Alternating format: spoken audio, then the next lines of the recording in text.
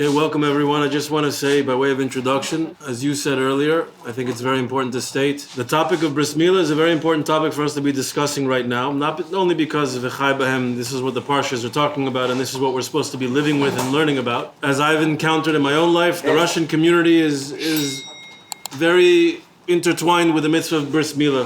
It's one of the challenges that they suffered from so many generations of not being able to fulfill it, and so it's a very big pleasure to be here. I'm also going to say that the Bach writes in the Shulchan Aruch, one of the codifiers of Jewish law, that establishes the original later authorities of Jewish law. He says something that's based on a Maimer Chazal, that's something that we know, which is that the reason that we were given the land of Israel was in the merit of the bris of Avram Avinu. That's why we were given the land of Israel. And the Bach writes something very beautiful. He writes that our inheritance, our Yerusha of the land of Eretz Yisrael is dependent on the bris. And if we were able to appreciate and fulfill it in all of its beauty and glory, without any kind of arguments, because even back then, a couple hundred years ago, they were already arguing about all the different minhagim around the bris and things that you should do, you shouldn't do. So if we can only fulfill it the way we're supposed to, we would be able to inherit the land of Israel without anyone creating a problem for us. So, as we say oftentimes, the things that we learn is our way of actually fulfilling it indeed also. So we should say, Neshama Parim Svaseinu, the learning of the mitzvah of Bris Mila should help also be a schus that helps us have a complete and total inheritance of the land of Israel without any enemies coming up against us and without having to risk our lives for it, and all the soldiers should be protected. We should hear only good news. We're going to learn together the Maimer that the Alter Rebbe, the Baal HaTanya, said the night before the bris of his great-grandson. This was the oldest son of the Tzemach Tzedek, Baruch Shalom. This was said in 1805. It was a Wednesday night in Parshas Toldos. 1805. Wow. Wednesday night, it was Parshas Toldos, but when the Tzemach Tzedek wrote this down in Torah, or he wrote it in the Parsha for Lech Lecha, but it's fundamental and foundational for the concept of Bris Mila. Bris Mila is a very difficult mitzvah to discuss, as Rabbi Eliezer asked me to discuss this mitzvah. And thank you for having me. It's a very big schos to be able to be here. It's a difficult mitzvah to discuss because it's such a foundational mitzvah for the Jewish people. It's incredibly important for us, and it's very difficult to perform, as many of you can testify. Little babies, adults, whoever's performing it, it's the only surgical mitzvah that we really have, that everyone has to go through. So it behooves us. We have to understand why do we have to perform this mitzvah, and I'm going to try to take an approach that's a little bit more towards the pnimius hanyonim, the deeper dimension of what the mitzvah means, because there's really no other way to really explain this mitzvah. If you look at it on a surface level, it's very hard to come to peace with it, to appreciate the importance of it. And I'm going to be ambitious. I'm going to be very risque, in a sense, in trying to explain. It's one of the only mitzvot, this and Korban Pesach, are the only two mitzvot, positive mitzvot, that you're required to do, that if you don't do it, the punishment is kares, is excision, is spiritual excision. If you don't do it, you're cut off. About Bris Mila, it says very difficult things. It says even if a person learns Torah and fulfills mitzvot their entire life, if they don't have a Bris Mila, they come to the world to come, they have no olam haba. Doesn't matter if they lived a perfect life, they did everything they were supposed to do. So how do we understand that this should be able to be? We understand that people do good things. We even understand that by the non-Jews, they have a way of meriting the world to come if they live a straight moral life. But yet, as Jews, if we don't fulfill the mitzvah Brit Milah, we don't have a share in the world to come, even if we live the perfect righteous life. It's a very difficult question. It's a very difficult mitzvah to really understand in a really fundamental way. So I'm going to try to share the mimer with you all. I'm being a little ambitious because it's a very deep mimer. I think it's in line with many of the things you've heard here before. If anyone, I know that we're on YouTube and we're live, and this is, I'm a movie star for the moment, but I'd rather you guys understand everything. So hopefully at the end, if there's something that you didn't understand that wasn't clear, please spend time with me, ask me whatever you want me to try to explain. I hope that I can explain this clearly. So the mimer starts with the discussion around the Pasuk tells us, the Torah tells us that Avraham was originally called Avram. And HaKadosh Baruch Hu said, you have to be complete before me. In fact, we know that he couldn't receive any prophecy from Hashem until after he did his Brit Milah. After he did his Brit Milah, HaKadosh Baruch Hu said, your name is now going to be Avraham, with a hey. Ki av hamon goyim nisaticha, because now I'm making you the father of many nations. Av, father, hamon, of many nations. So everyone wants to understand, first of all, what's the idea? What does this have to do with Bris? Why does it have to do that Yitzchak can only be born after Avram Avinu has a bris? and his name gets changed, and only after his name gets changed, in some way, his role in the world is all of a sudden different. It's fundamentally changed. Before it was Avram, and now it's Avraham. And only through this name change can he now fulfill his mission in the world. Can he have a child? Everything seems to be transformed. So what is it that changed? Why does he need this hey in the middle of his name? What does that have to do with the Bris Mila? Why is the Torah package it this way? Because this is how the Torah presents it and packages it when it begins to tell us and introduce to us the mitzvah Brit Mila. So we really have to understand it from the Torah, from the perspective of the Torah, obviously, if we want to understand what it's supposed to mean for us. So in his traditional way, the Alter Rebbe asks the question and then goes to a different planet. Right? And we're going to try to hope to come back to the question towards the end, but it's going to take a little bit. So he says, to understand it, we have to understand an essential aspect of how the world exists. It's written in the Pasuk, Asher bara Elokim la'asos. When we read the Psukim, when we read the verses about Shabbat, it says by Shabbat, at the end it says, and we read it every Friday night in Kiddush, at the end of the Kiddush, that's the end of. So Asher bara Elokim the pasuk should have ended. So this is that the world was created by God in 6 days, and Asher bara that Hashem created Elokim, it should have said ve'asa and he made. It's telling you that he created the world in 6 days. So say and he made the world, but it doesn't say that. It says la'asos, to do, meaning that HaKadosh Baruch Hu created the world to do, which on a simple level means what? That the model of creation was that the world was created incomplete. The purpose, the concept woven into the creation was la'asot, we have to do. He wanted us to be partners with God, with himself in creation, in this world. It's a foundational principle that relates to the concept of Shabbos. We'll come back to Shabbos. And then he goes on and explains that this really explains also the famous question that was asked by the philosopher. And interestingly, he uses this particular case. That there's 2 times in the Gemara at least that this is discussed. There was a philosopher that came to Rav Hoshaya. And there was also a story with Turnus Rufus when he asked Rabbi Akiva the same question, but the Alter Rebbe brings a story that's brought by the Medrash, that the philosophers asked Rav Hoshaya, he said, if HaKadosh Baruch Hu, if Hashem really hates the orla, the skin that's covering over our bodies, that has to be removed through the Brit Mila, why did he create us this way? Should have created us with a Brit Mila. Should have created us perfect. Why does he have to create us in such a way that we have to be fixed, so to speak? And the answer that's given is that everything in the world needs to be fixed, like we said, Asher bara Elokim la'asos. And he gives an example of turmasin. Turmasin are a legum; it's like a bean, and these turmasin needed to be cooked 7 times to be edible. They were disgusting, inedible, sour before you cook them. You cook them 7 times, and they become a delicacy. He brings this example. In the story of the Rabbi Akiva, he brings other examples. He brings wheat. He says, what's better, stalks of wheat or bread, a loaf of bread? What's better? What's better? A cotton field or a beautiful garment? Obviously, the answer is the beautiful garment. In the case here, the turmasin, the Alter Rebbe has a very difficult problem with the answer that's given. Why? Because turmasin is something that you can't eat unless you cook it. You have to cook it, right? But a person, a human being, can function if he doesn't take off that skin. So how is the analogy the same thing? Turmasin you can't interact with. Wheat, go eat wheat. You can't eat wheat.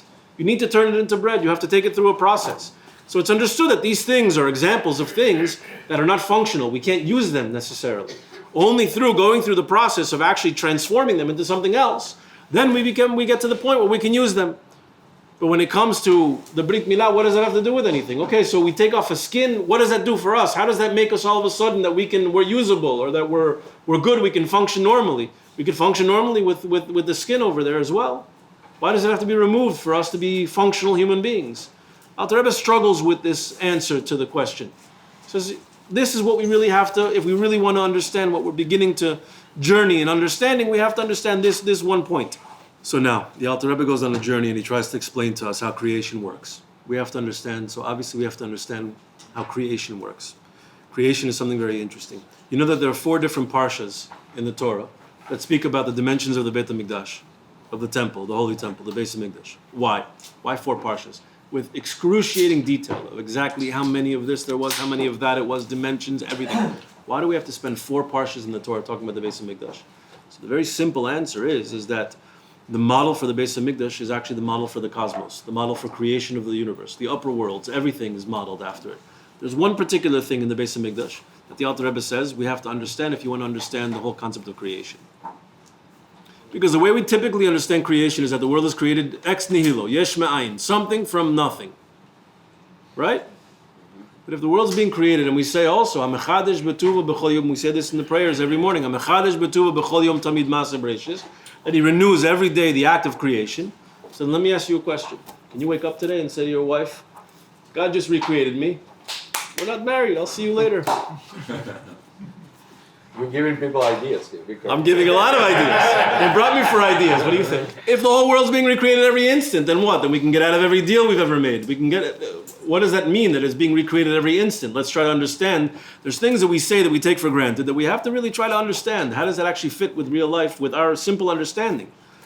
The reality is that there's a hemshech. Everything has a continuation, right? So there are things that obviously are continuing from before. But then what does it mean that you have a creation of yesh ma'ayin? And really what he's trying to express, the concept of yesh ma'ayin, of something coming from nothing, is relating to the actual, the channel of flow.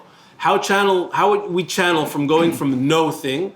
Nothing means no thing. What does no thing mean? Infinite. The moment that you have a physical object, it can't be infinite. HaKadosh Baruch Hu can't be finite. Because the moment that he's finite, he's an object, he has dimension, he has space, he has time, he's not infinite. So we're going from no thing. Nothing means no thing. He's no thing, no specific thing. He's infinite to something. To yesh ma'ayin. How does that happen? We look at the Beit HaMikdash, the Beis HaMikdash, and there we have an example. What's the example from the Beis HaMikdash? There were curtains. There were 13 curtains in the Beis HaMikdash. What was the purpose of having curtains in the Beis HaMikdash? So the Alter Rebbe explains to us. The curtains are the model. These are the spiritual transformers that step down the electricity of creation so that it becomes something that we can actually function with. Let's look at it a different way.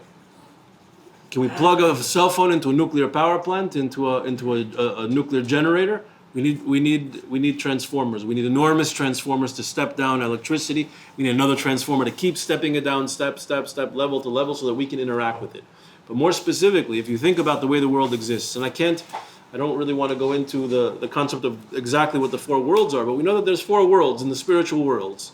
There's what's called Atzilus, Bria, Yetzira, Asiya. Each of the different worlds represent a different kind of a spiritual component world until we come to the physical world.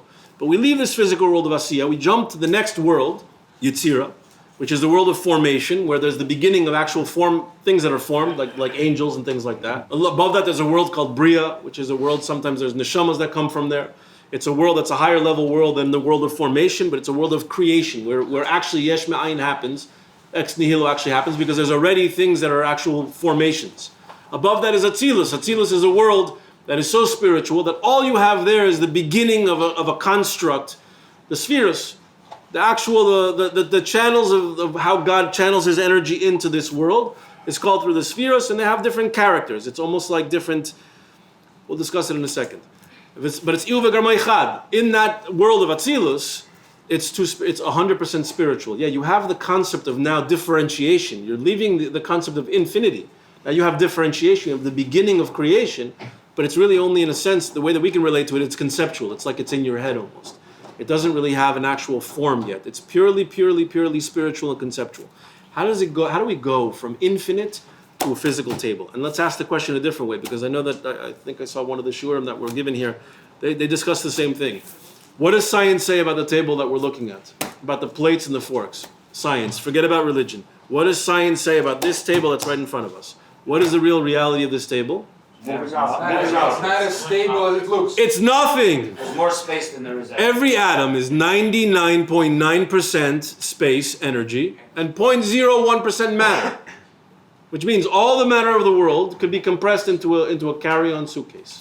So what's giving the actual existence of this reality? It's our consciousness, our perception. If you look at quantum physics, the way you actually perceive things changes the actual reality of the thing itself. So what's the reality? So what is this world? It's a lie. It's 100% a lie. But in our perception, in our consciousness, it looks like 100% the reality. I mean, if we have to look more towards the news or anywhere else to understand how the world is a lie, it's a lie. Professional lie. So how do we go from infinite reality to this reality? That's a lie. And somehow this is, when you look at, from a scientific perspective, it's all energy, right? What is it that's enlivening, giving life to all the world?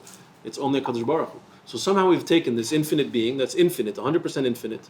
100% is the wrong word to say because it's infinite, right? But infinite being that has no space, no time, no limitation whatsoever, and it's expressed, he's expressed, and he's giving life to a world that's almost seems like it's 100% lie. Like it's not really real. Yet in my perception, in the way that if I bang my hands into this, I'll break my hand. Yeah, but how am I breaking my hand? It's a lie. What about me? I'm also same physical. 100%, my body, everything. What is it? So, in the creation of Yesh Ma'ayin, we have these curtains, like we have in the Beit HaMikdash. What is the curtain? A curtain is something that when the light goes through the curtain, there's two things that can happen when the light goes through that curtain. Either that curtain can block the light 100%, so you can't see any light after that, or the curtain can filter the light. It can change the light that comes out of it. The light that was going into the curtain is no longer the same light that's coming out of it, especially if it's colored, especially if it's somewhat translucent. So the curtain itself has the ability to create what's called here, what he explains here, the chiddush of creation is that it's coming through the curtain. The curtain allows you to take a higher level of spiritual energy, so to speak, from a higher world, and then as it filters through that curtain, what comes out of it, that's the chiddush. That's a mechadish b'tuv b'chol yom tamid. It's a new light. It looks like a new light. It's the same energy. It's coming through this curtain, and since it's coming through, it's filtering, it's changing it, it's giving it a different color, dimension, look, feel, whatever it is, but all of a sudden it looks different.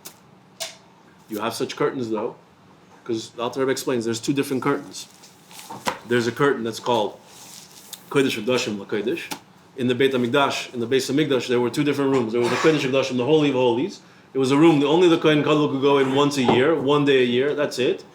And there was a Kodesh, which was a lower level of holiness. There was a curtain separating it. They're both still holy, right? Which means that there's some continuation. And how did the flow of godly energy come into the world?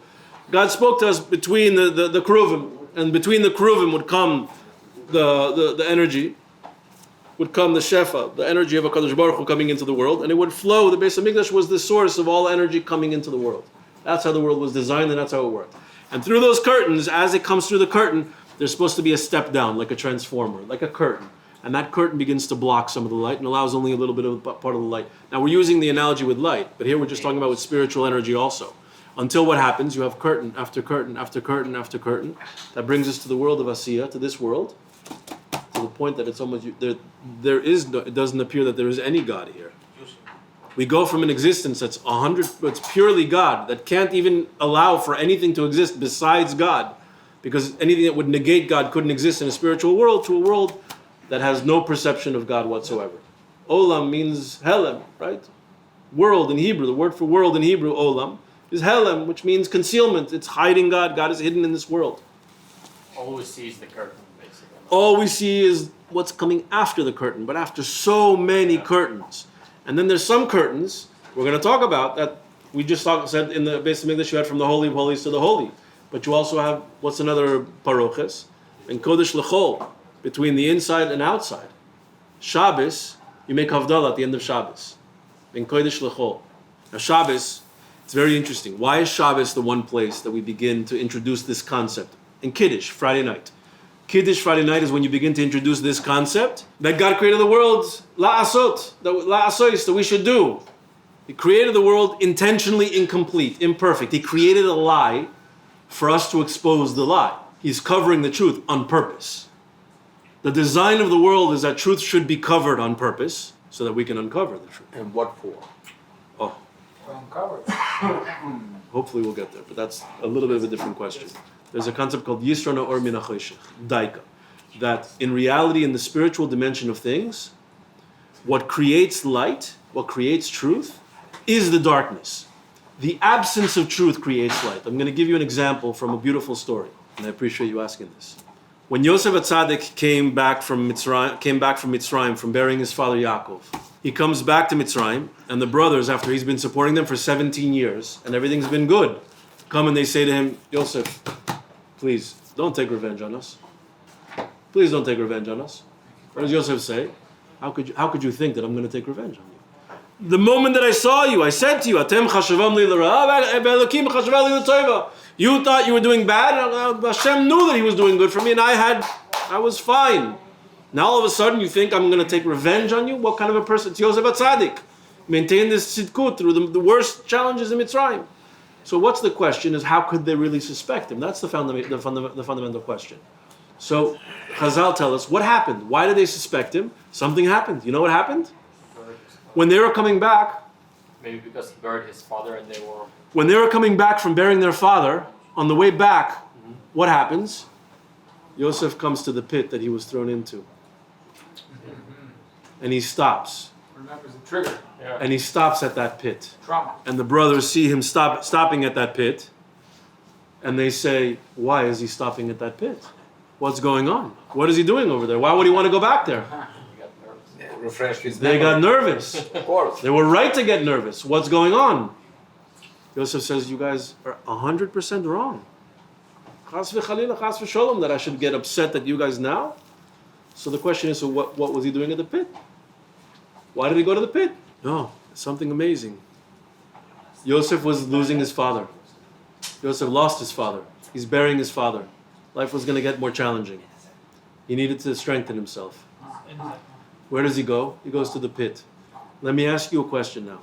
Darkness. Could Yosef have gotten to the level of trust and belief in HaKadosh Baruch Hu that he achieved had he had not been thrown into the pit? He's 17 years old. He gets thrown into a pit. He's surrounded by snakes and scorpions. How does a guy survive that? Either he gives up and he dies at that point, or he's lost. The trauma takes over him.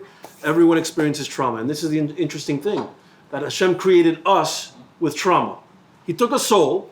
The soul wants nothing to do with the physical world. And he stuck it in a body. The body wants nothing to do with the spiritual world. And he said, you two guys, I know you hate each other. Have fun. What's he doing?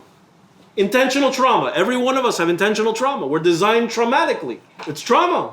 He puts us into trauma. So what? So God wants to traumatize us? He's cruel. He's mean. Why would he do that? Why would he take a soul and put it in a body? So comes Yosef at this moment. How could he have survived Mitzrayim if he wasn't thrown into that pit? How could he have reached that level of trust in God? If I'm sitting in a pit, God forbid, no one should sit in a pit. If he's sitting in a pit and he's seeing snakes and scorpions, he has a choice. I give up, or I'm going to believe that everything is 100% God. And I'm not going to worry about a thing. I'm in God's hands, and that's it. And that's what he did. And what do you think carried him through prison in Mitzrayim? What do you think carried him through the test that he went through in Mitzrayim? And some of them were close calls. We know they were close calls. What carried him through everything? He got so much strength from that moment. And now that he lost his father, he needs his strength again. But what does Chassidus teach us about that moment?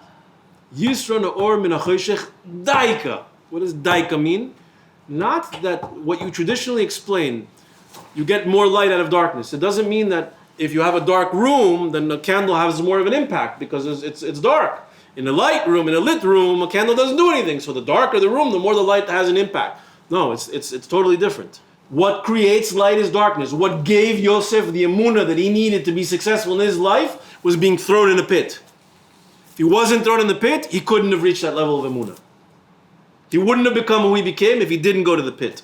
That's what he was reliving. It wasn't trauma. It was the beauty, the light that shines from overcoming that test and realizing that I can uncover HaKadosh Baruch Hu in my life, no matter what situation I'm in. I can rip down that veil. I can rip down that paroiches. I can rip down that sheet that's covering from one world to the next, that's hiding, that's concealing God. I can rip it down. When you rip it down, you create a much bigger light than you could have ever have created if you hadn't done anything at all. If you left everything the way that it was. Why do you think that we're told when we have to pray, the halacha says, "V'yehu me'ores hashachar." We have to awaken the day. Why do we have to pray exactly when the sun comes out, exactly Netzach Hama, that moment when the sun is cracking over, that's the moment we have to start Shmona Esrei, when we're batal, when we're connected to HaKadosh Baruch Hu, and the highest level, when we're davening. Why that moment? Why that? You don't think about why that moment? Why did the tzaddikim, why did David HaMelech have to wake up exactly at midnight? You know why David HaMelech woke up exactly at midnight? Because midnight is the point that was farthest away from the light. The darkest point of the night. He said, that's where I'm making light. That's where he writes Tehillim. That's where he connects to HaKadosh Baruch Hu in the most amazing way. We all live and breathe off of those Tehillim till today. In the darkest place is where you can make the greatest light. Our job is to awaken, to bring the light. We have to create light. What do we do when we put on tefillin? What are we putting on? Black boxes? What's written inside of it? Light. The Torah is all Hashem's names. What's written in that parchment is the equivalent of light. We're doing the exercise. We're saying we're surrounded by a dark world. We're in a dark world. But we have to know that inside of that darkness is light. Someone said to me, why do you religious people, all you wear black and white, black and white? I said, you know why? Because we're in Gullus. And in Gullus we have to know we're surrounded by darkness, but it's all light. Inside, it's all light. We have to fight. We have to fight to reveal the light. We have to specifically go into the darkness. That exercise of revealing the darkness, coming out of the light, that's the Yisra Na'or Min HaChoshech. Daika. You understand why you specifically darkness creates light? The darkness, the challenge, the overcoming of that challenge transforms you to a different level. The concept of a soul coming down into this world and having to be stuck in what's called mashcha dechavya. The Zohar calls the body the snake, the skin of the snake. It's living in the skin of the snake. Why?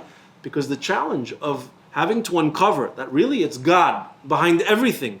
The veil of all existence is that there's only God behind everything, is what's going to allow me to become a much greater source of light than the neshama is able to even get on its own. And I'm going to tell you something. The neshama is sitting under the kisei hakavod. It's sitting under the throne of glory, next to HaKadosh Baruch Hu. It's basking in the radiance of HaKadosh Baruch Hu's light, and still coming down into this body, into the darkness. Immediate darkness, intentional trauma. God knows, but if he just trusts me, if he just focuses on uncovering me through all the veils of darkness, through all the veils of falsehood, of lies, he's going to create a much greater light. This neshama is going to reach a much higher place than it would have ever reached, staying where it is right now before it comes into this world. What if that particular person does not achieve that? Doesn't go that far? We know that HaKadosh far Baruch Hu enough. keeps giving us chances. He keeps giving us chances, and that's why we have Gilgulim, and that's why we have so many different tikkunim, and that's why people keep coming back into this world, and back into this world, and back into this world. Isn't it like saying, like Rashi, that the reason why Yosef's brothers got worried was because he stopped inviting them to his meals? There's more than one reason. There's a medrash that says it. Yeah, that's definitely a reason. But that was because of mourning anyway. But they could have gotten worried. But to the point that they would come up to him and say, "Don't take revenge." That's a little bit of a bigger. One thing is to get worried and not act on the worry, but to actually come and say, "Don't take revenge." There had to be something more than just not inviting us to the meals. You know what I'm saying? For them to be choshish that he should take revenge. Anyway, this is what the Medrash explains, and this is one of the Mamarei Chazal. But thank you. Why do we do the bris? Why do we do the bris? So the bris now becomes. Now we're going to get a little bit controversial, right? Maybe that we can get more. like that. We can get more views that way. The bris becomes. Where is the bris? Where is the bris done? Look at where the bris is done. Now think about the human being. The human being's ability to create, to procreate in the world, is the most amazing process of going from the spiritual world to the physical world. You're literally taking thoughts that form in the form of seed, and then comes through that reproductive organ in the body, and you have children, you have revelation, you have birth. From a very highly spiritual place, it's coming down and being expressing into a very physical creation that can then create, that becomes actually a partnership with the HaKadosh Baruch Hu.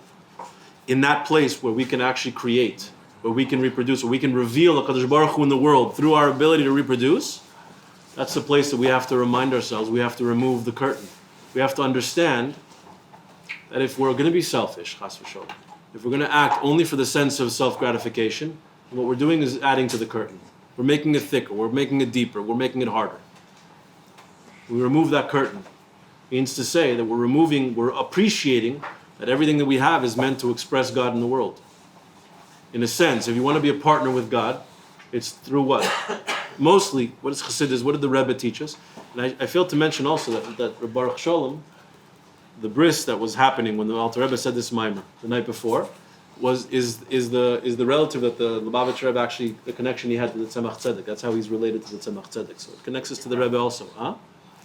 Right? Great-great-grandfather, Yeah, it was his great-great-grandfather, but I'm saying that was his connection to the Alter Rebbe as well and to the Tzemach Tzedek. It was through Dafka this Baruch Shalom. This is the mimer by his bris, the night before his bris. So anyways, that's the place. So when we're coming into the world, we have to remember that what's our main purpose in the world? The main purpose in the world is to reveal the veils. Through the revelation of these veils, removing of these veils, right? Removing of these veils allows us to realize that that's the essential aspect of what we're coming to fix. Shabar Lakim La'asois. When it comes to Shabbos, what does everyone experience on Shabbos? We experience an elevation in the world. We stop doing any malacha, any creative activity. We appreciate that everything, we take a completely God-centric perspective of the world. It's very interesting that the Chazal write that every day of the week we lose 1/60th of our sight. Comes Friday night, when we look at the Shabbos candles, we regain our sight. What does it mean? All week long we're fighting with looking at a world that's lying to us. It's all lie. It's all deceit. It's all a veil.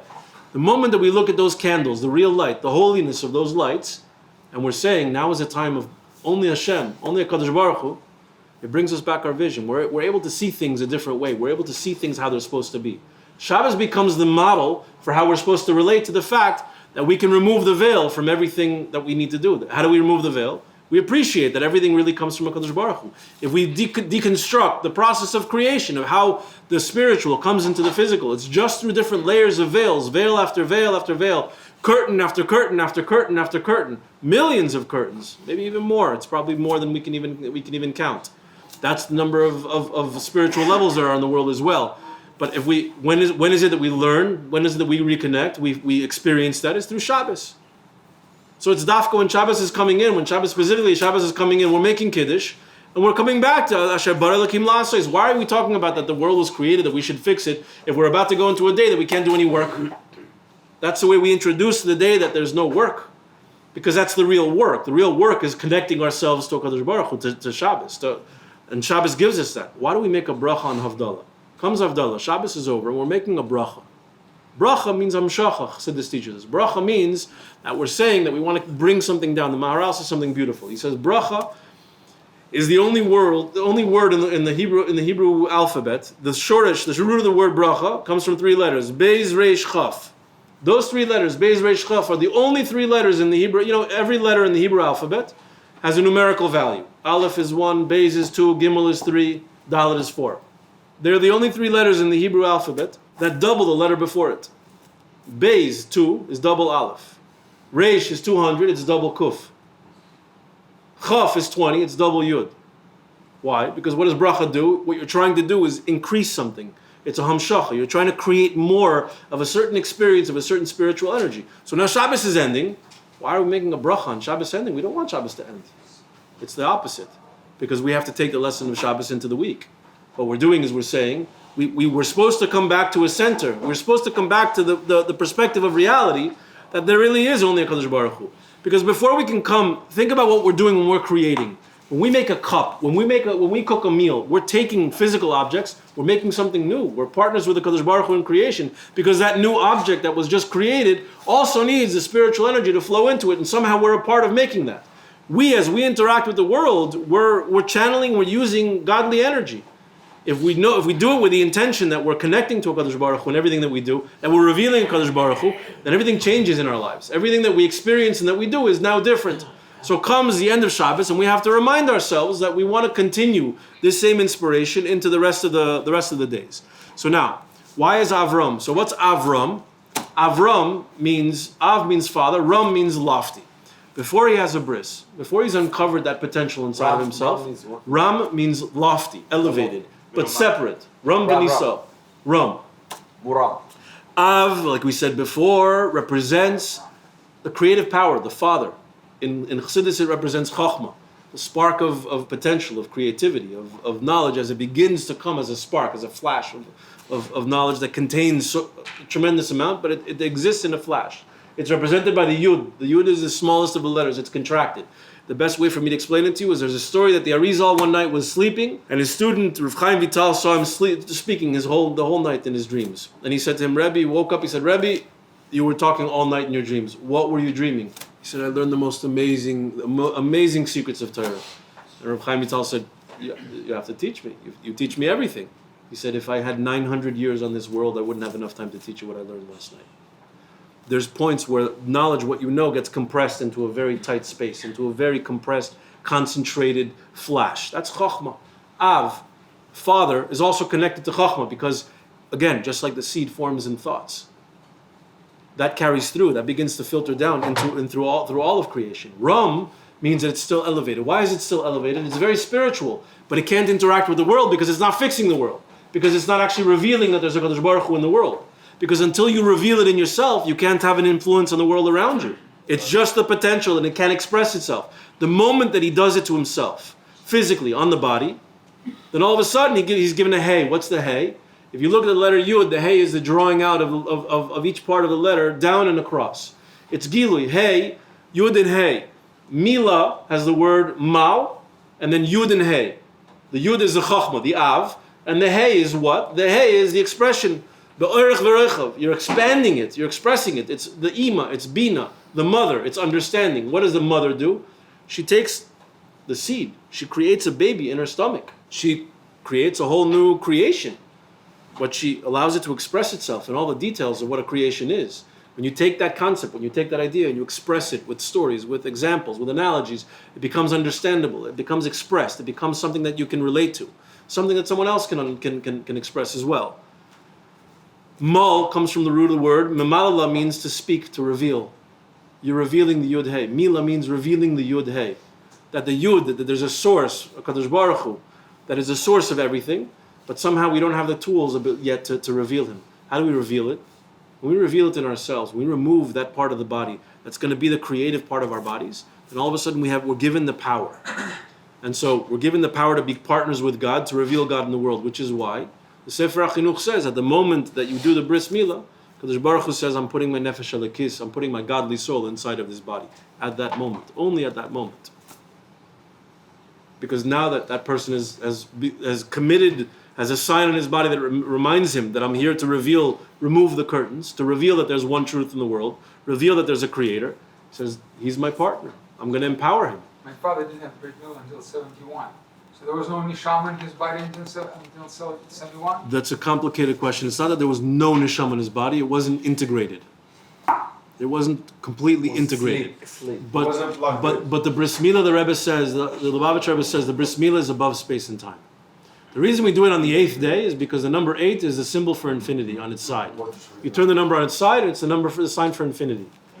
The world is created in 7 days. 8 is the symbol for infinity. It's above space and time. It's our access to metaphysical. So at that moment, fixed his entire past, fixed everything. Everything gets elevated. We have the ability to elevate all of our experiences through one moment also. So it's not like it has no impact. 100%. Gadol sha'achas b'tshuva masim tovim kol chai olam haba.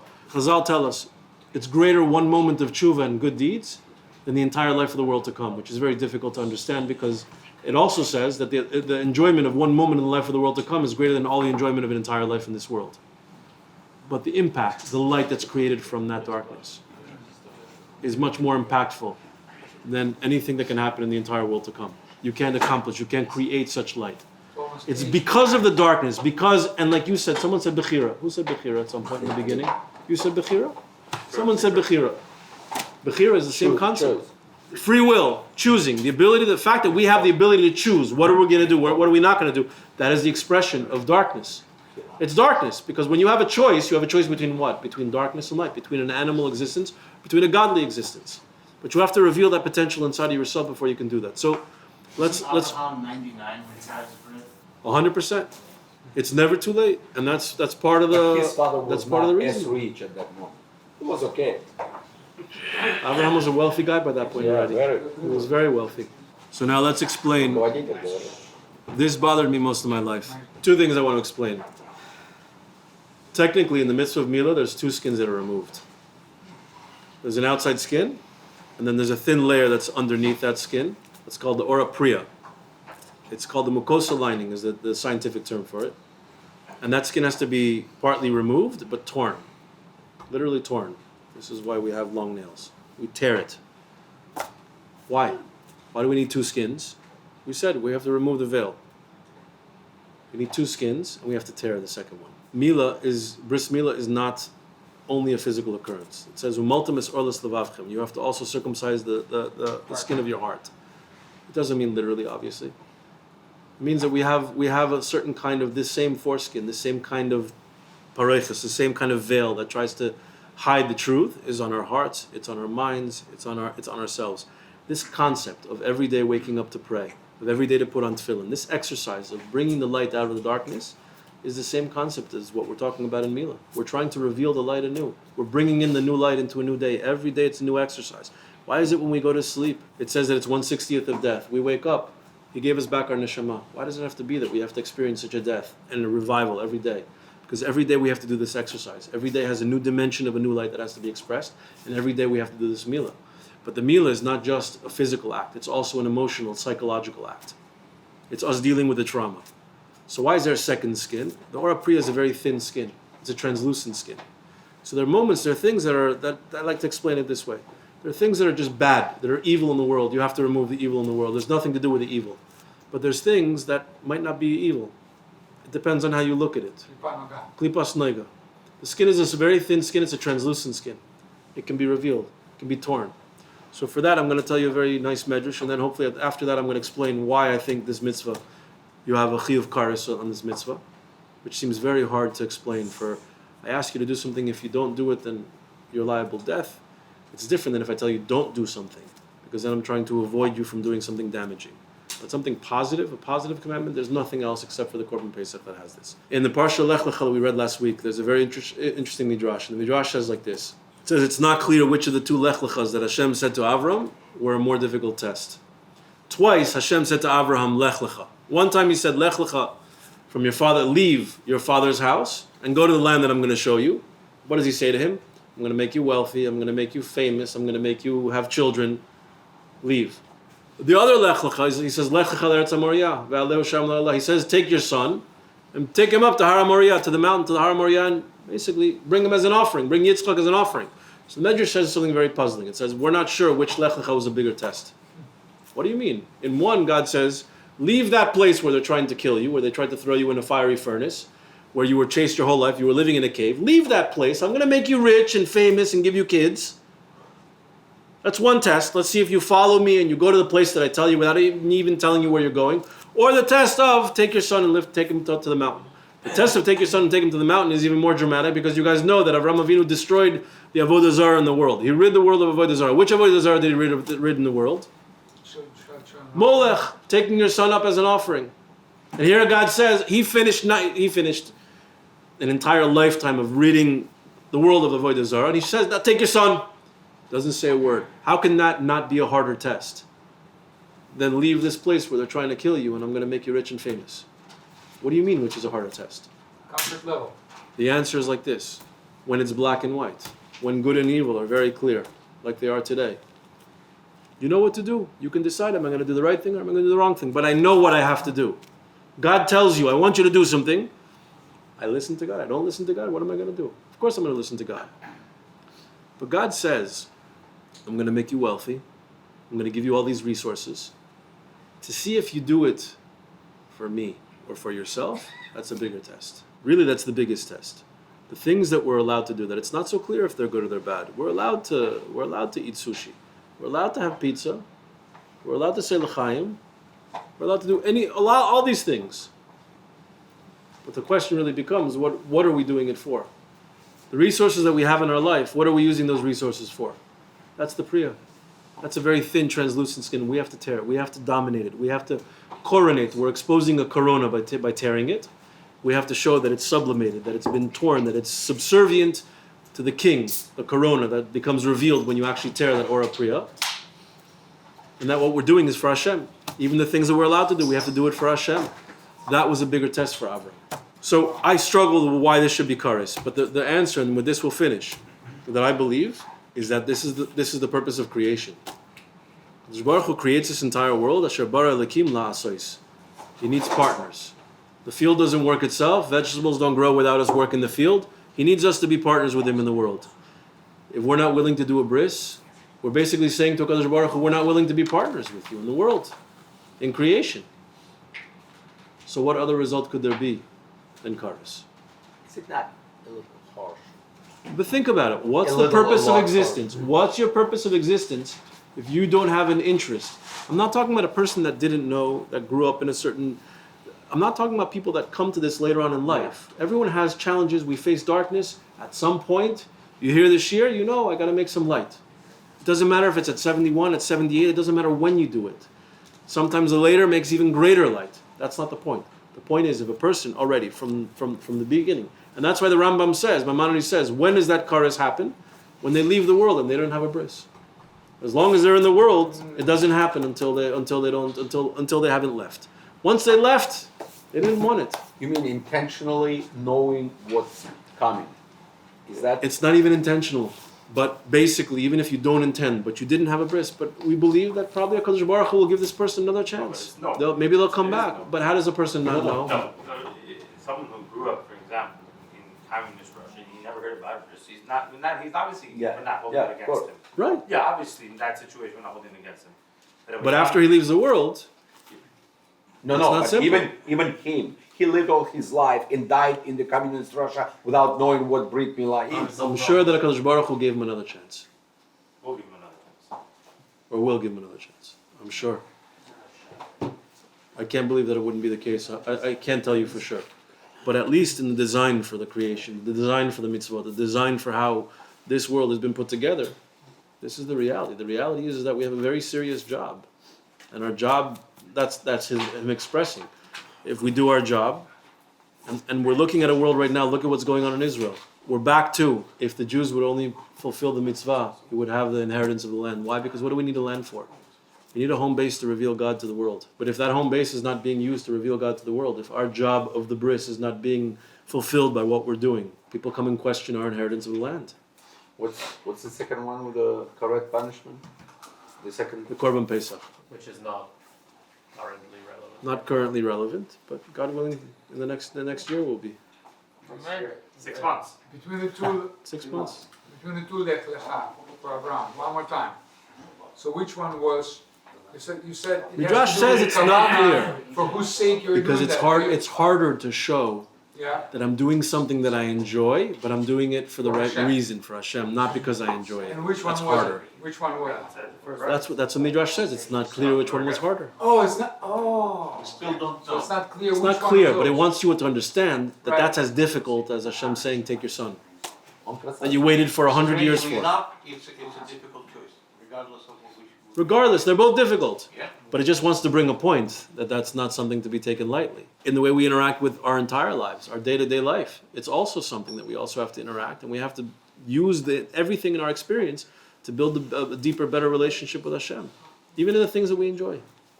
Well, the second one is by definition is more for Hashem. I mean, you can claim, you can say that the You mean your first son? one- This is what he said. Son, That's- right. That's why. That's the idea. But it's not easy to bring your son as a But sacrifice. it's black and white. It's simple. So, it's That's easy the to run challenge. away from pain, and you can do it for yourself, but you're not sacrificing your son. No, It's only for I him. don't think you understand. You're No. saying is that there's two hardships. There's Yeah. the hardship of bringing your son as a sacrifice, and then there's the hardship of when I tell you do something, but I'm telling you there's also self-pleasure in it.